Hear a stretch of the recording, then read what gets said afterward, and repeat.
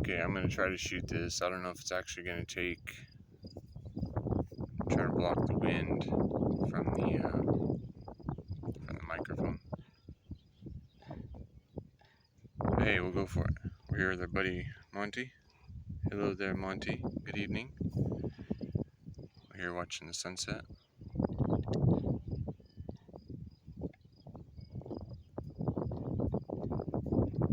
I was inspired today to start doing these a little more often and talking about something of importance or something that we perhaps overlook in our life.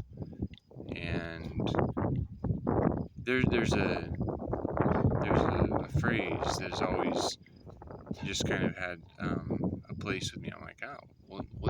I don't know. There's like a draw to it, right? And it's the meek shall inherit the earth. And what does that mean? I mean, like, what does that really mean?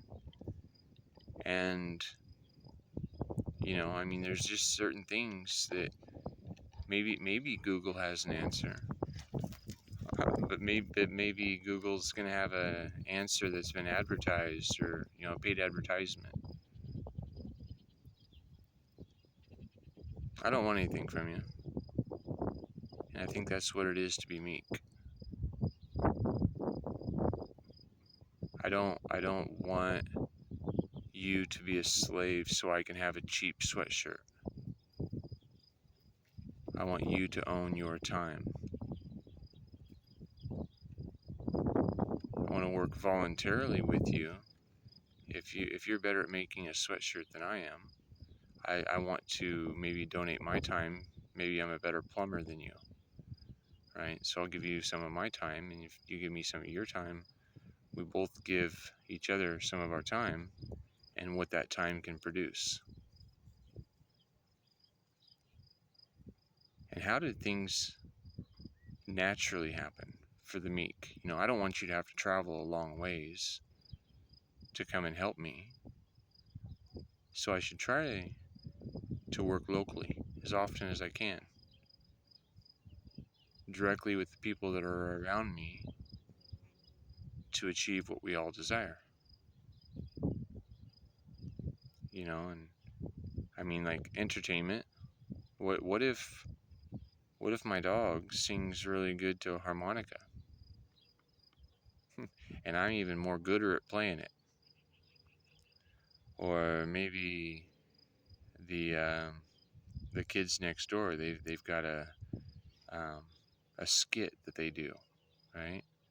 They voice impersonations or comedy. What if we were living more in community, where the people around you knew you and cared about you, and they want you to do well?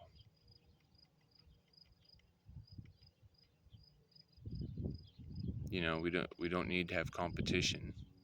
There is such abundance in the world, and I'm not talking about giving everybody a participation trophy.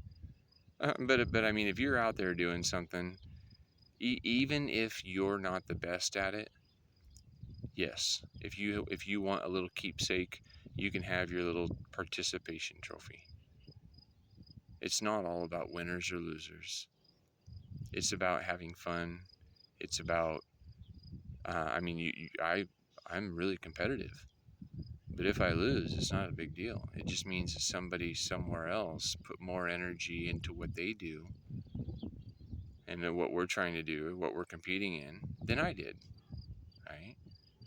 I mean, maybe they're getting up at 4 a.m. and, hitting 3 or 4 workouts a day and devoting their time and energy to everything they do to being really, really good at one thing.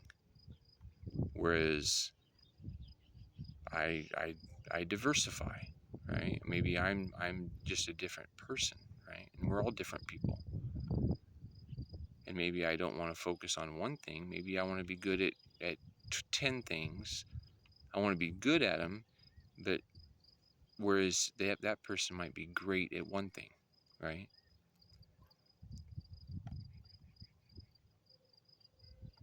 Getting back to the meek shall inherit the earth.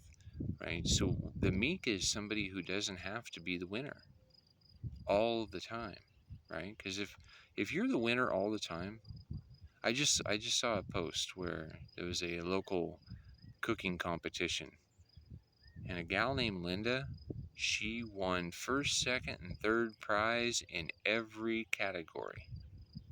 They should have just started calling the competition Linda's the best.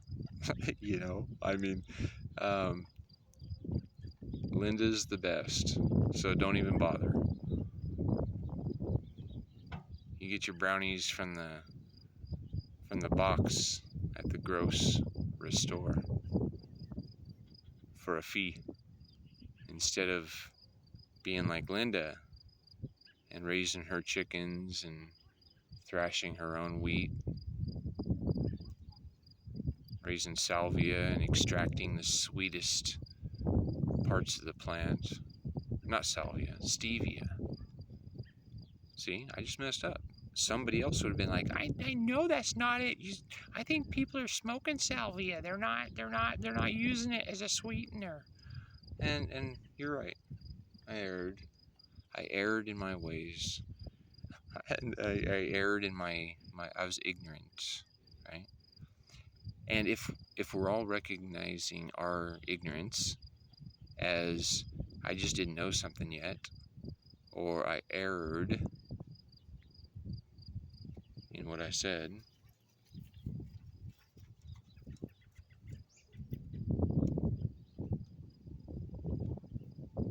that's just finding acceptance with each other, right? I mean, the world should be based on unity. So let me get this down. I'm trying not to make these too long. Just try to keep them under 10 minutes or so. Um, the meek shall inherit the earth. So those that are in independence of entertainment and their wheat and their eggs and their milk and their shelter and their water and their sewer and their gas and their trash and their energy and everything that they are doing in life is dependent upon someone somewhere else, they're going to be kind of limited to living in a city.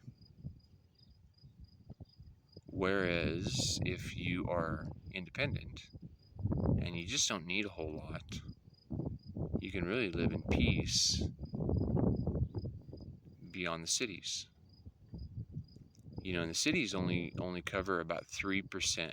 Well, it's not even just the cities. The cities and the agriculture that supports the cities, from what I read, I think that's what the statistics were. And they say 99% of the time that statistics could be modified to fit whatever narrative you're trying to say. So basically what I'm saying is, if you've ever flown in an airplane, you'll notice that cities are few and far between, and everywhere else is vast nature. Cities and what need to support them, from what I understand, is about 3% of the arable landmass on the whole planet. So if 3% of the area is consumed by cities, I would say that 97% of the rest of it is inheriting the world. In these cities, they're more resembling FEMA camps. I mean, you line up for food, you line up for this, get your vaccination, drink your fluoridated water. I was in water treatment for almost a decade, and fluoride is the only chemical added to the water to treat the end user and not the water itself. And that kind of got me thinking.